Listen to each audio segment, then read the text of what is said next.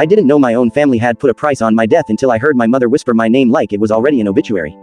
It started with small things, too much concern, too many check-ins, the kind of affection that felt staged. I lived in Ohio, not far from where I grew up, and after my dad passed, the house became quiet in a way that made secrets echo.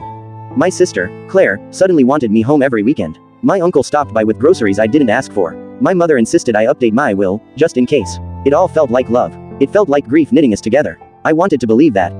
The first crack showed up at a barbecue. I stepped inside to grab a drink and caught my uncle and sister at the kitchen counter, voices low, eyes sharp. When they noticed me, the conversation snapped shut like a trap. Later that night, I overheard my mother on the phone, whispering numbers, the policy, beneficiary, it's enough for everyone. When I asked her who she was talking to, she smiled and said the insurance company, for peace of mind. I told myself I was paranoid.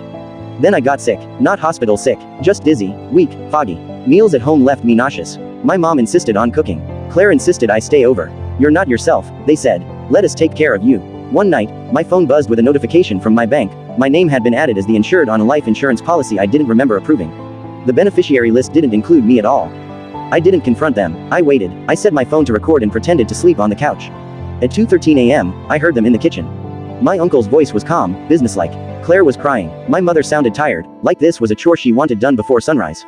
They talked about timing, about making it look like an accident, about how he won't feel anything. When my name came up, it was followed by silence. Not guilt, calculation. I left before dawn and went to the police. They listened. They checked the policy. They tested my blood from a clinic visit I'd made earlier that week. The results came back with traces of something I shouldn't have been ingesting. Enough to weaken me, enough to make a fall fatal, enough to look accidental.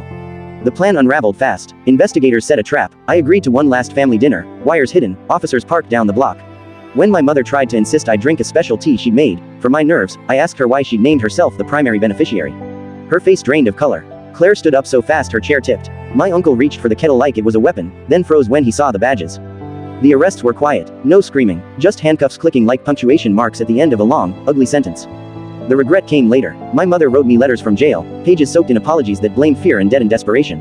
Claire begged through tears during a monitored call, swearing she never thought it would go that far. My uncle asked for forgiveness like it was another transaction he could negotiate. They all said the same thing in different words. They hadn't meant to kill me, just to solve a problem.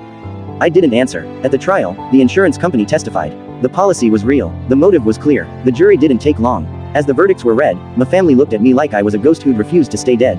I felt no triumph, just a hollow quiet where trust used to live. I moved away after that. New state, new number, new name on my mailbox. Sometimes, late at night, I think about how close I came to becoming a payout. How love can rot into something sharp enough to cut. They regretted it all, they say. Maybe they do, but regret doesn't resurrect the life you almost lost.